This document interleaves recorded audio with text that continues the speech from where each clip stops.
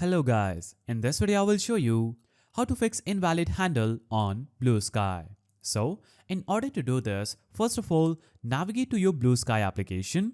Now, after opening the application, you will see this interface where you'll have to simply click on the three-lined icon at the top left corner of the screen. Now, click on settings, that is gear icon at the bottom. Now, choose account.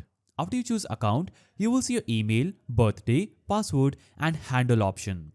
Simply click on handle and it will show you this change my handle page.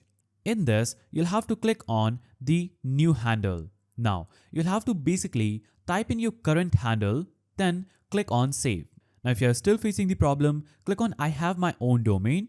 In this, enter your current handle, verify DNS, simply click on verify DNS record. After this, click on update and basically update to the same handle and that will fix your problem. So that is how you fix invalid handle on Bluesky. If you found this video helpful, please don't forget to give it a thumbs up and thanks for watching.